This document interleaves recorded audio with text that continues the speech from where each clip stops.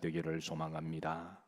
모든 영광 하나님께 올려드리오며 예수님 이름 받들어 축복하며 기도하옵나이다. 아멘. 자, 지난번 말씀에 이어서 다윗의 회개 기도의 말씀을 이어서 하도록 하겠습니다. 지난번에 따라서 하십니다. 회개도 축복이다라고 말씀을 드렸습니다. 물론 이 말씀의 정확한 의미는 회개는 축복의 통로다라고 말씀을 드렸습니다. 그래서 하나님 우리가 회개할 때 하나님은 반드시 축복으로 인도하시는데요. 그래서 결국은 회개도 축복인 줄로 믿으시기를 주의 이름으로 축복합니다. 사실 사랑은 아무나 하나라고 하는 노래 가사가 있지만 이것보다 더 아무나 할 수 없는 것이 회개입니다. 회개는 기본적으로 믿음이 있어야 회개를 하고요. 그리고 인격이 성숙되어야 회개합니다. 그래서 회개는 아무나 할 수가 없습니다. 특별히 마귀는 절대 회개를 모릅니다. 오직 회개할 수 있는 사람은 믿음 좋은 성도인 줄로 믿으시길 바라고, 우리가 인생을 살아가다 보면 아무리 완벽주의적으로 살아간다고 할지라도 완벽한 사람은 한 사람도 없습니다. 완벽적으로 살아간다고 하는 나쁜 것은 아니지만, 그러나 그렇게 생각하는 사람 그런 그 자체가 교만인 거죠. 그래서 우리는 어쩔 수 없이 본의 아니게 실수와 죄를 범하고 살아갈 수밖에 없는 연약한 인간인데, 그럴 때마다 우리가 주님 앞에 나와서 회개하는 것이 축복인 줄로 믿으시기를 주의 이름으로 축복합니다. 오늘 찬양 참 은혜롭게 불렀죠. 이 찬양은 예배의 통로입니다. 그래서 우리가 미리 좀 일찍 나와서 우리가 하나님께 찬양으로 믿음으로 은혜롭게 잘 부르면 어떤 마음도 우리 마음을 하나님이 예배의 밭으로 만들어 주셔서 그렇게 우리가 찬양으로 잘 드리면 하나님은 반드시 그 예배의 복을 주십니다. 그래서 오늘 특별히 은혜로운 찬양을 감사를 드리고 여러분들이 항상 찬양의 은혜가 있으시기를 주의 이름으로 축복합니다. 자, 일찍이 다윗은 이것을 알았습니다. 시편 32편 1절에 보면 우리가 잘 아는 말씀이 있죠. 허물의 사함을 받고 그 죄에서 가리움을 받은 자가 뭐가 있다고요? 복이 있다 그랬습니다. 근데 그 앞에 가로가 있습니다. 다윗의 뭐라 그랬죠? 마스길이라 그랬습니다. 마스길은요, 이게 길 이름이 아니라 또 사람 이름이 아니라 어떤 것을 깨닫고 난 다음에 얻는 영적인 레슨 통찰력을 이야기합니다. 그러니까 다윗이 어떤 사건을 경험하고 난 다음에 그가 깨달은 영적인 통찰력이 있는데요, 그 통찰력 가운데 하나가 바로 회개가 축복이라는 것을 깨달았던 거죠. 그래서 오늘 이 1편 말씀 보시면 따라서 하십니다. 허물의 사함을 받고 그 죄에서 가려움을 받은 자가 뭐가 있다고요? 그 복이 있다는 거예요. 그래서 복은 앞에 두 형용사구를 수식하는데요, 그래서 허물의 사함을 받는 게 복이라는 거죠. 그 죄에서 가려움을 받는 자가 뭐라는 겁니까? 복이라는 거죠. 그래서 회개가 복입니다. 이것을 다윗은 영적인 통찰력을 통해서 깨달았던 것이죠. 그래서 제가 다시 한번 강조합니다. 회개가 따라서 하십니다. 회개도 축복입니다. 정확하게 말씀드리면 회개는 축복의 통로기는 하지만 결국은 그런 내용을 담고 있습니다. 사랑하는 성도 여러분, 여러분들의 회개의 복이 있으시기를 주의 이름으로 축복합니다. 이를 위해서 늘 기도하셔야 우리는 때로는 잘못과 실수할 때 바로바로 회개할 수가 있는 것이죠. 우리가 지난번에 다윗은 자신의 회개 기도를 통하여 하나님은 회개의 롤 모델을 우리들에게 보여주시는데요, 우리가 두 가지 말씀을 나누었습니다. 회개 기도할 때 어떻게 해야 될 것이냐. 첫 번째는 먼저 하나님의 인자하심과 은혜와 긍휼의 은총을 구하는 다윗의 기도입니다. 사실 죄인이 무슨 다른 게 무슨 변명이 필요할까요? 이런저런 말하는 것은 다 변명뿐이고, 그래서 무조건 하나님은 알고 계시니까 하나님의 무조건의 인자가 사랑입니다. 헤세드는 하나님의 사랑, 그리고 하나님의 은혜, 값없이 주시는 걸 은혜라고 그러죠. 그 다음에 긍휼하심, 어머님의 마음. 그래서 이런 것을 우리가 하나님 앞에 먼저 구하는 것이 회개하는 자의 자세임을 알려주시고요. 두 번째는 다윗이 자신의 죄를 용서해 달라고 그럴 때에 다양한 용어를 통해서 용서해 달라고 합니다. 그런데 그 어휘가 참으로 재밌습니다. 이거는 어휘의 말잔치가 위함이 아니라 그만큼 다윗의 그 회개의 마음이 진정성이 있다고 하는 다양한 언어의 고백을 지금 기도하고 있습니다. 그래서 다윗은 어떻게 용서해 달라고 그러냐면 칼로 지워 달라고 그렇게 기도하죠. 지워 주소서, 칼로 지워 주소서. 두 번째는 물로 씻겨 달라고 그렇게 기도합니다. 세 번째는 이제 옮겨 달라고 아예 없애 달라고 기도하고, 네 번째는 우슬초로 정결케 해 달라고 기도하고, 그리고 다섯 번째는 눈과 같이 뭐하게 해 달라고, 희게 해 달라고, 여섯 번째 마지막으로는 피 묻은 구덩이에서 자기를 뭐 해달라고, 건져달라고. 그렇게 이렇게 다양한 어휘를 통해서 기도하는 것은 어휘의 말잔치가 아니라 그만큼 이 진심으로 회개하는 내면의 상태를 그렇게 고백하고 있는 거죠. 자, 오늘은 세 번째입니다. 자, 세 번째 다윗의 회개 기도는 또 우리들에게 본이 되는 것은 자신의 죄를 따라 자신에게 시인하고 자백하는 기도입니다. 자, 이게 이제 3절입니다. 다 같이 합독하십니다. 무릇 나는 내 죄과를 많이 아오니 그랬습니다. 내 죄를 마한다고요? 안다라는 거예요. 이거는 하나님 앞에 시인하고 자백하는 것을 이야기합니다. 자, 회개의 시작은 자신의 죄를 인정하고 시인하고 자백하는 것으로부터 시작하죠. 자, 미국에서 운전을 하다 보면 때로는 딱지를 끊을까요, 안 끊을까요? 이 이제 트래픽 티켓이라고 이야기하죠. 우리가 흔히 하는 말로 딱지라고 이야기합니다.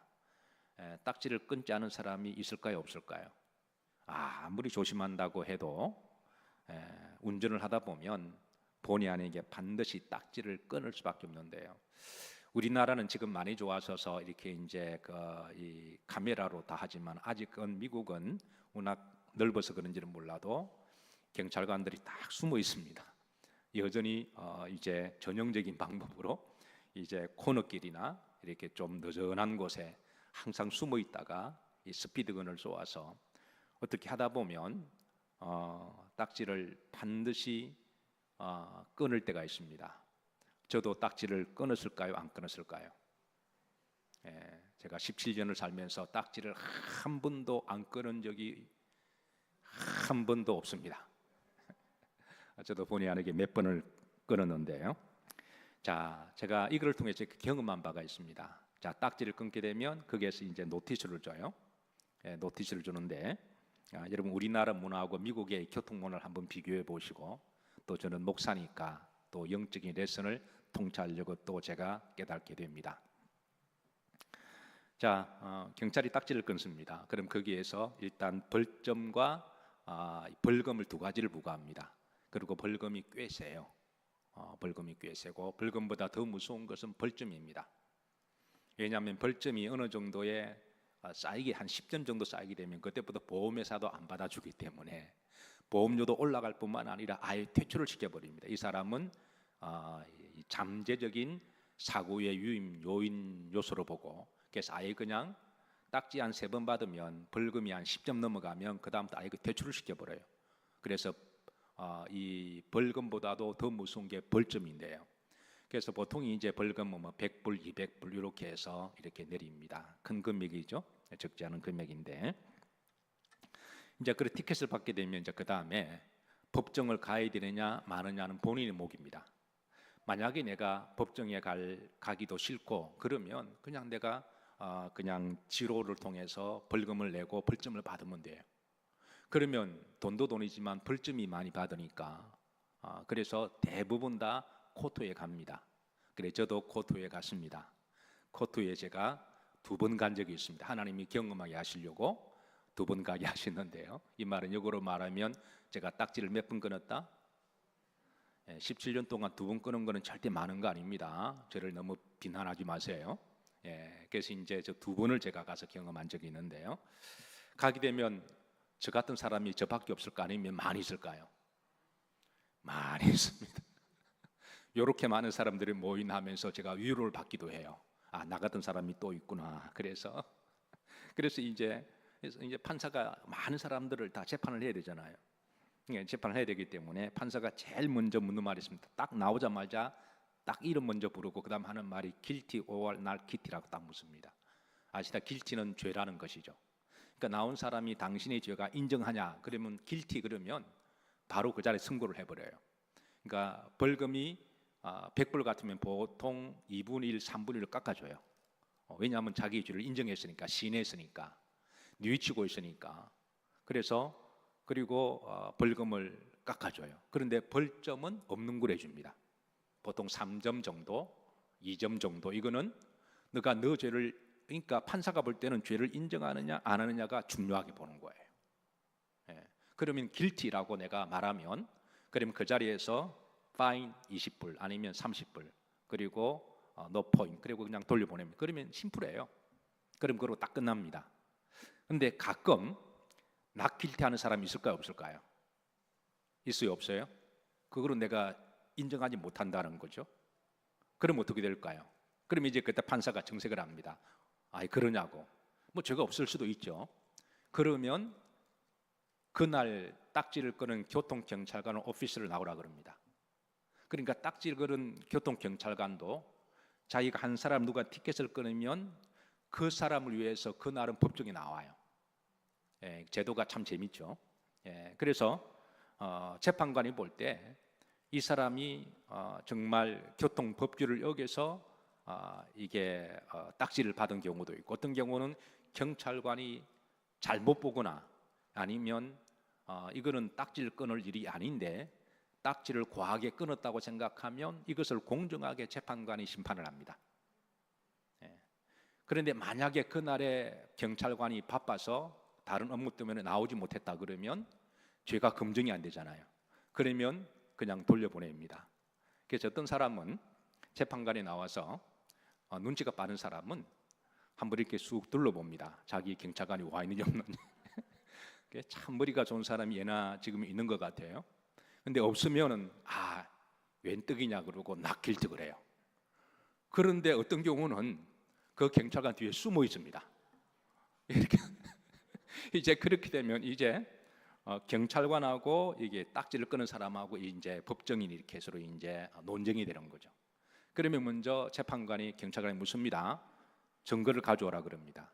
그러면 그 경찰관이 몰래 찍었던 스피드건에 나오는 그 차량 번호와 속도하고 기계를 증거를 딱 갖다 대면, 그래 이제 이 사람이 꼼짝을 못하는 거예요. 이렇게 되면 원래 벌점에서 더 매깁니다. 왜? 자신의 죄를 인정 안 했거든요. 재판관은 속이려고 그런 것이고 이 사람은 회개의 마음이 전혀 없기 때문에 이 사람은 벌금에, 그건 재판관 나름대로입니다. 그래서 벌금을 더 매기고 벌점도 더 줘버려요. 그래서 재판관이 볼 때 이것은 그 사람이 죄를 인정하느냐 안 하느냐에 중조점을 본다라는 거예요. 그래서 여러분 자신의 죄를 시인하는 것이 우리 재판관 되신 하나님이 볼 때는 굉장히 중요하게 본다라는 거예요. 죄를 지었음에도 불구하고 변명을 하고 자꾸 안 지었다 그러면 우리가 세상적인 재판관은 모를 수가 있지만 하나님은 모든 걸 다 아시잖아요. 그러니까 하나님께서 거기에 대해서 이제 더 책임을 물으실 것이지만, 그러나 우리가 솔직하게 하나님의 인자와 긍휼과 자비를 구하면서 오늘 다윗처럼 내가 내 죄가를 아우니 라고 하나님 앞에 인정을 하게 되면 하나님께서 하나님의 인자심과 긍휼과 하나님의 자비의 속성을 따라 하나님께서는 이제 은혜를 베푸는 줄로 믿으시기를 주의 이름으로 축복합니다. 자, 이게 바로 이제 다윗이 하나님 앞에 회개 기도하는 또 자세 기도하죠. 그래서 사랑하는 성도 여러분, 우리가 실수를 안 할 수도 없고 부족한 부분이 없을 수도 없지만, 그러나 그런 부분이 있을 때마다 더 중요한 것은 하나님 앞에 나와서 빨리 우리가 깨닫고 회개하는 것이 더 복인 줄로 믿으시기를 주의 이름으로 축복합니다. 자, 다시 3절 말씀 보십시다. 여기 다윗이 이어서 고백합니다. 합독합니다. 내 죄가 항상 내 앞에 있나이다. 자, 이 고백은 다윗은 하나님 앞에 회개하고 죄 사함을 받기 전에는 그 죄가 항상 남아있다라고 하는 고백입니다. 죄가 내가 감춘다고 해서 없어지는 것이 아니라 용서받지 못한 죄는 지옥까지 따라갑니다. 그러나 용서받은 죄는 하나님께서 그 죄를 없이 해준다라는 거예요. 그래서 다윗은 하나님 앞에 하나님이 내 죄를 아시오니 내 죄가 용서받기 전에는 내 죄가 항상 내 앞에 영원토록 있음을 고백하는 것이죠. 그래서 하나님께 회개 기도하고 이 죄를 용서함을 받는 것이 바로 복인 줄로 믿으시기를 주의 이름으로 축복합니다. 자, 그리고 이제 4절입니다. 여기 다윗의 기도는, 자, 다 같이 한번 납독합니다. 내가 누구에게만 범죄하여 주께만 범죄하여라고 그랬습니다. 자, 이 말씀을 여러분 잘못 오해하면 안 됩니다. 다윗이 사람에게 범한 죄는 없다라는 의미가 아닙니다. 그런 의미가 아니라 본질적으로 하나님께 죄를 범했다는 것이죠. 사실 다윗은 하나님께 직접적으로 죄를 범한 것은 아닙니다. 하나님을 대적한 것도 아니고 또 하나님을 떠난 것도 아니고 다윗이 우상 숭배를 한 것도 아니고, 그런 여전히 하나님께 예배를 잘 드렸고 기도도 잘했고 봉사도 잘했고 헌금도 잘했고 헌신도 잘했습니다. 그런데 다윗이 하나님께 내가 하나님께만 범죄하여 이 고백은 곧 우리아를 죽인 것은 곧 영적으로 보면 하나님께 대한 죄임을 고백한 거예요. 다윗이 바세바와 범한 죄도 곧 하나님께 범한 죄임을 그렇게 고백하고 있습니다. 그래서 이거는 사람과의 문제가 아니라 죄는 바로 영적인 문제이기도 하고 하나님과 연결되어 있음을, 근원적인 부분에 대해서 이 부분을 회개합니다. 자, 다윗은 그런 자신이 지은 죄가 단순히 실수나 잘못이 아니라 악한 죄였음을 고백합니다. 4절입니다. 합독합니다. 내가 주께만 범죄하여 주의 목전에 무엇을 행하였사오니 악을 행하였사오니 그랬습니다. 악을 행하였다. 이거는 단순한 실수나 잘못이 아니라는 것이죠. 이거는 정말 악한 일임을, 바세바의 사건과 이거는 악한 일임을, 그리고 우리아를 죽인 것은 악한 일임을, 그렇게 다윗은 하나님 앞에 회개 기도합니다. 분명 다윗은 악한 짓을 했습니다. 해서는 안 될 짓을 한 거죠. 그런 십계명으로 말하면 지난번에 말씀드렸지만 7개를 범했고 살인을 6개를 범했고 8번째 8개를 도둑질을 했고 9개 10개를 거짓말과 그리고 이웃을 탐하는, 그래서 6, 7, 8, 9, 10개 10계명 가운데 5개를 범한 정말 큰 죄입니다.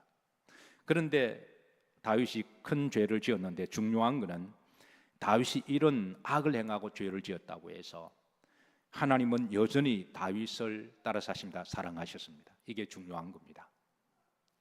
다윗은 큰 죄를 지었지만 하나님이 이로 말미암아 다윗을 책망하고 정죄하고 다윗을 버리지 아니하시고 여전히 하나님은 다윗을 사랑하셨다라는 거예요. 우리도 살아가다 보면 본의 아니게 큰 죄를 짓지만 그럴 때 우리가 한 가지 꼭 잊지 말아야 할 것은 하나님은 나를 버리지 아니하시고 여전히 사랑하신다. 어떤 사람은 너무 지나치게 자책한 나머지 하나님이 나를 버리실 거라고 생각하고 하나님은 나를 용서하지 않으실 거야 라고 그러면 스스로 용서하지 못하고 극단적인 선택을 하는 사람들이 들어있는데 이거는 마귀의 일입니다. 하나님이 용서하지 못할 일은 없으십니다.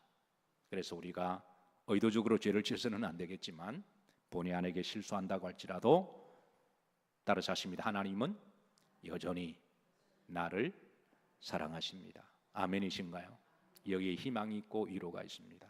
그리고 이 위로는요, 나에게만 적용을 할 것이 아니라 여러분 혹 주변에 어떤 사람이 인간적으로 볼 때 악한 짓을 한 사람을 보면 그 악한 짓은 정말 잘못됐지만 그래도 우리가 그 악하고 잘못한 사람을 우리가 함부로 정죄하고 비판하지 말아야 할 것은 하나님은 그 사람도 여전히 뭐 하십니까?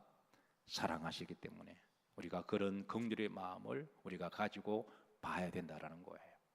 그 악한 짓을 잘했다라는 게 아닙니다. 때로는 그 악한 짓이 마귀의 쥐일 수도 있으면 사실 다윗도 마귀 짓 한 거잖아요. 그런데도 하나님은 다윗을 여전히 사랑하셨고 문제는 우리도 그렇게 잘못했을 때 하나님은 여전히 우리를 사랑하시는 하나님이시라는 거예요. 그래서 우리들에게 회개하기를 원하시고 회개하면 용서하시겠다 그러시는 것이죠. 그리고 주변 사람들에게 혹 여러분 그런 사람들을 보시면 우리가 이런 또 하나님의 마음을 가지고 우리가 중보 기도해야 될 줄로 믿습니다. 여러분 은혜로운 교회와 은혜롭지 못한 교회는 어떻게 보면 심플합니다. 은혜롭지 못한 교회는요, 남의 잘못을 보면 계속 책망하고 야단치고 덜 치워내고 사람을 아주 무한하게 만듭니다. 그러면 그렇게 모함을 당하고 책망을 받은 사람도 나중에 쥐도 코너에 몰리면 대들잖아요. 그러면서 나만 그러냐 그러면 같이 들추어내요. 이러면 이제 지옥이 되는 거예요. 그러면 교회가 분쟁이 나고 은혜롭지 못해요. 그러나 누가 잘못했을 때 자신을 돌아보고 그 사람, 하나님이 여전히 그 사람을 사랑하시고, 그래서 비판이나 책망하지 않고 위에서 기도해주고, 그래서 위로하고 무한하지 않도록 그렇게 잘 해드리면 그 사람이 감동을 받고 그 사람도 또 그렇게 하지 않겠어요? 그러면 그 교회가 하나님 기뻐하시는 교회가 됩니다. 저는 우리 교회가 그런 교회가 되기를 기도하고 축복합니다. 자, 다시 4절로 보십니다. 자, 다시 한번 합독합니다. 내가 주께만 범죄하여 주의 목전에 악을 행하였으니 주께서 말씀하실 때에 의로우시다 하고 주께서 심판하실 때에 순전하시다리다. 자, 이 4절에서 주께라는 말이 몇 번 나오죠? 한 절에 3번이 나옵니다. 여기에 4절의 주어는 하나님이십니다. 그러니까 회개 기도는 우리가 하나님께 방향을 전환하는 걸 의미하죠. 회개는 사실은 그동안 죄에서, 사람에서, 세상에서 우리가 방향을 살아가다가 회개 기도는 하나님께만 바라보는 방향 전환이라고 말할 수가 있습니다. 자, 어떤 사람이 기차를 잘못 탔습니다. 급하고 이렇게 시간이 없다 보니까 헐레벌떡 뛰어가다 보니까 반대의 방향 기차를 탔어요. 자, 그러면 지혜로운 사람은 한 정거장 가고 내려서 다시 반대 방향을 타야 되잖아요. 그게 가장 지혜로운 방법입니다. 몰라서 그 기차를 탔으면. 그런데 그 사람이 기차를 갈아타지 않고 그 안에서 착한 일을 하기로 했습니다. 그래서 기차 안을 청소하기도 하고 기차 안에 노약자를 도와주기도 하고 배고픈 사람들 보면 빵도 사주고 선행을 베풀었습니다. 기차 안의 사람들은 그 사람이 선행을 보고 칭찬하고 박수를 쳤습니다. 그런데 이 사람이 결국 도착한 곳은 자신의 목적지가 아니라 정반대 방향이라는 거예요. 인류는 지금 지옥으로 가는 죄의 열차를 타고 있습니다. 그런데 그 목적지는 지옥입니다. 이거는 성경은 우리들에게 말씀해주고 있는데요. 그럼 이 지옥으로 가는 열차에서 가장 지혜로운 방법은 바로 내려서 천국으로 가는 구원의 열차를 갈아타면 됩니다. 그런데 어떤 사람은 지옥으로 가는 열차 안에서 양심의 가책을 받고 약간의 선행을 합니다. 그리고 남을 도와주기도 하고 열심으로 살아갑니다.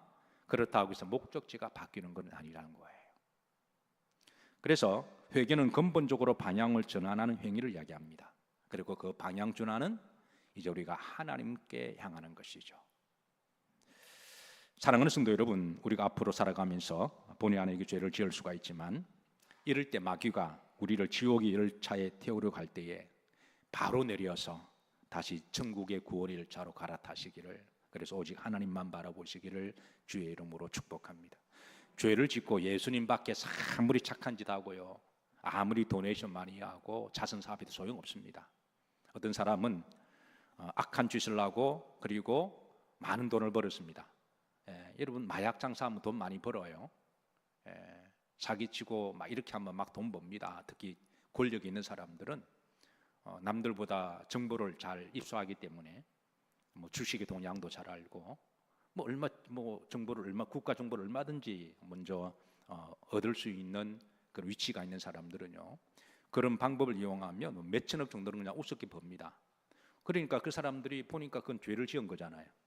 양심이 갇히게 되어서 몇천억 벌고 한 10억, 20억 이렇게 좋은 일 한다고 해서 그 사람 구원받는 게 아닙니다.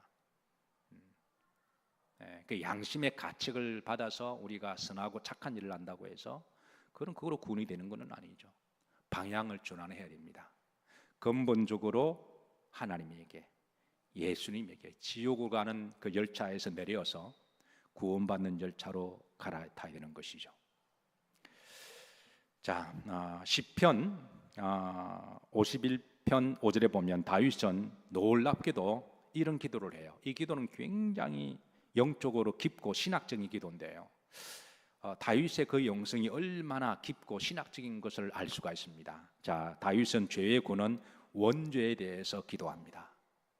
어떻게 이런 깊이 있는 영성과 신학을 알았을까? 다윗이 살던 시대는 신학도 없었던 때고요. 말씀이 그렇게 많지 않았습니다. 지금은 구약과 신약이 하나님이 우리에게 정확한 말씀을 종합적으로 주셔서 말씀을 연구하는 주석가들이나 목사들이 성경을 통으로 연구하면 이렇게 신학적으로 정립이 되지만, 그러나 다윗이 살던 시대는 그렇게 말씀이 온전하게 다 드러나지 않을 때거든요. 그런데 어떻게 이것을 알았을까? 참으로 놀랍고 신비하기도 한데, 자, 5절 다 같이 합독합니다. 내가 죄악 중에서 출생하였으며 어머니가 죄 중에서 나를 잉태하였나이다. 이 다윗의 기도는요, 근원적인 죄, 원죄에 대하여 회개기도합니다. 실로 놀라운 기도가 아닐 수가 없습니다. 다윗은 죄악 중에서 출생했다 그랬습니다. 어머니가 죄 중에서 나를 잉태했다고 기도합니다. 이는 다윗이 자신이 지은 죄를 어머니 탓으로 돌리는 것이 절대 아닙니다. 그렇게 해석하면 안 돼요. 잘못되면 조상 탓, 그런 의미가 아닙니다. 어머니 때문에 그런 의미가 아니라, 인간은 근원적으로 그 죄를 올라가다 보면 원죄의 속성이 있음을, 다윗에게도 원죄의 속성이 있음을, 이게 뱀처럼 또아리를 털고 앉아서 그렇게 믿음이 좋았던 다윗도 자신의 속에 엄밀하게 아직 할례받지 못한 죄의 기질이 있음을 다른 부분은 다 잘할 수가 있습니다. 예배 드리는 일, 하나님 앞에 기도하는 것, 하나님 앞에 헌신하고 물질 봉사하는 것. 아니, 다윗만큼 한 사람 누가 있나요? 다윗의 물질의 봉사는요, 성전을, 솔로몬 성전을 다 지을 수 있도록 모든 것을 다 준비한 사람입니다. 다윗에게 있어서는 하나님 앞에 물질 문제로 그는 시험 든 적은 한 번도 없어요. 그게 중요한 게 아니었기 때문에. 다윗은 예배의 사람이었습니다. 그런데도 다윗 안에 다윗만이 가지고 있는 약점이 있었던 거죠. 아직 할례받지 못한 기질이 다윗 속에 있었던, 이게 사람마다 다 달라요. 어떤 부분은 신앙을 참 이제 겸손하게 하는데 그 속에 교만이 있을 수가 있습니다. 그게 이제 할례받지 못한 어떤 사람은 자존심입니다. 다른 거는 다 그 자존심 하나 탁 건드리면 그냥 거기에서 그냥 막 완전히 바뀌는 거죠. 그 다윗은 자신의 죄에 대해서 아직 할례받지 못한 그 기질이 바로 원죄의 기질이었음을 깊은 영성의 신학적 기도를 하고 있습니다. 이는 태초에 인간이 죄를 짓도록 유혹한 영적인 장본인 마귀임을 성경은 나중에 신약 성경을 통해서 알려주고 답을 주고 있지만, 자, 요한일서 3장 8절입니다. 합독합니다. 죄를 짓는 자는 어디에 속하나니? 마귀에게 속하나니. 마귀는 처음부터 범죄함이라. 이거는 나중에 하나님이 완전한 답을 주신 거죠. 근데 다윗의 시대는 아직까지 이 답을 잘 모를 때인데, 하나님 이 놀라운 신학적인 답을 하나님은 다윗에게 주신 거죠. 그러니까 다윗은 죄의 문제를 단순하게 결과론적인 현상학적으로 일어난 결과물만 보지 않고 내면의 문제, 영적인 문제, 심청의 깊은 문제까지 죄성을 들어가 보면 이 근원적인 죄에 대하여 지금 기도하고 정확하게 파악한 거예요.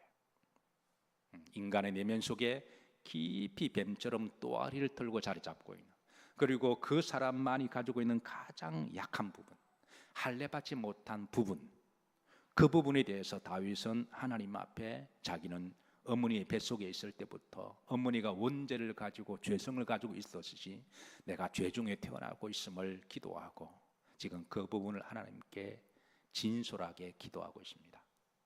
이 밤에 혹 여러분 가운데 아직까지 마음속에 할례받지 못한 기질이, 이 사람마다 다 다릅니다. 이게 동일시키면 안 돼요. 아직까지 그런 부분이 있다면 이 밤에 여러분 그 부분 놓고 기도하시기를 주의 이름으로 축복합니다. 자, 마지막 다윗의 기도입니다. 회개의 영을 부어주시기를 기도합니다. 10절입니다. 합독합니다. 하나님이여 내 속에 정한 마음을 창조하시고 내 안에 정직한 영을 새롭게 하옵소서. 이 정직한 영은 다른 말로 하면 성령의 영을 말씀하십니다. 그리고 이 성령의 영은 회개의 영이기도 합니다. 우리가 죄를 범하고 정직하지 못했을 때 성령께서는 우리들에게 정직하도록, 회개하도록 영을 부어주신다라는 거예요. 그래서 성령은 다른 말로 성령의 영이기도 합니다. 자, 다윗은 이어서 11절에 이렇게 그의 기도는 심층적으로 더 강구합니다. 합독합니다. 나를 주 앞에서 쫓아내지 마시며 주의 성령을 내게서 거두지 마소서. 주의 성령을 내게 거두지 마소서. 아직까지 성령은 다윗을 떠난 것은 아닙니다. 그런데 1년의 유예 기간 동안에 하나님이 다윗에게 유예 기간을 주신 것이죠. 마지막으로 하나님이 선지자 나단을 통해서 그렇게 이제 마지막 기회를 주신 겁니다. 사실 그 전에 다윗이 죄를 범했을 때 바로 시인하고 바로 회개했으면 그런 칠개 하나만 가지고 끝났을 거예요. 간음한 죄 하나만 가지고도 끝났을 겁니다. 우리아를 죽이지도 않았을 거고, 그 다음에 그랬을 텐데, 그런데 1년 동안에 쉬쉬쉬 하다 보니까 이게 하나의 죄가 전염이 되어서 죄의 확장성을 가지고 나중에는 걷잡을 수가 없는 것이죠. 그런 1년 사이에 하나님 기회를 주셨고 다윗은 회개하지 않았고, 그 사이에 다윗의 심령 속에 내주했던 성령께서 근심하고 있었던 거예요. 그리고 마지막으로 이제 선지자 나단을 통해서 하나님이 알게 하시고, 만약 이 기회를 놓쳤다면 다윗은 영적으로 직감하기를, 성령은 떠나신다, 이걸 직감한 거예요. 아직은 떠나지 않았지만 그러나 떠나시겠다. 왜냐하면 여러분, 이게 죄와 성령은 서로 상극입니다. 이게 같이 있을 수가 없어요. 물리학적 영역에서 전혀 다른 두 화학적 성질이 있는데요, 가령 여러분, 물과 기름은 하나가 될 수 있나요, 없나요? 물과 기름은 섞입니까, 안 섞입니까? 이거는 섞일 수가 없습니다. 아무리 섞으려고 해도 이거는 섞일 수가 없어요. 자석의 남극과 북극도 여러분 섞일 수가 있습니까, 없습니까? 그건 없어요. 이건 한쪽이 가까이 가면 한쪽이 밀어내는 성질을 가지고 있기 때문에, 그래서 같은 극끼리는 서로 밀어내는 그런 성질을 가지고 있습니다. 빛과 어둠도 그러하죠.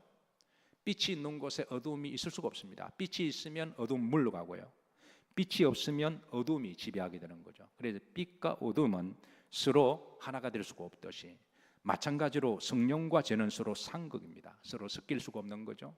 그래서 회개치 않는 죄가 다윗 속에 있을 때에 다윗이 기도 가운데 깨달은 게 마스길이 영적인 통찰력이 있다면, 이것을 내가 내 속에 이걸 정리하지 못하면 성령이 떠나시겠다, 이런 영적인 이제 회개를 하기 시작합니다. 그래서 다윗은 이 죄를 회개하고 하나님께 기도하기를, 주의 성령이 내게 떠나지 마시기를 기도하는 거예요. 사랑하는 성도 여러분, 우리가 죄를 용서함을 받는 축복이 있다면 다시 성령을 회복할 수 있는 게 축복인 줄로 믿으시기를 주의 이름으로 축복합니다. 자, 회개가 제가 축복의 통로라고 말씀드린 것은, 회개하면 그 허물에서 사함을 받는 게 복이라 그랬죠. 시편 30편 1절에, 그죠? 회개하면 그 죄에서 가령을 받는 게 복이라 그랬죠. 회개하면 하나님께서 성령을 떠나지 아니하시고 다시 성령으로 충만하게 하시며 복이라 그랬죠. 회개하면 회개하는 자에게 주시는 하나님의 자유함이 있습니다. 자유함이 복입니다. 회개하는 자에게 하나님 주시는 복이 있습니다. 그거는 평안함입니다. 회개하는 자에게 복은 하나님이 새로운 삶을 출발하게 하신 새 기회를 주시는 거죠. 그래서 여러분, 회개는 축복입니다. 아멘인가요?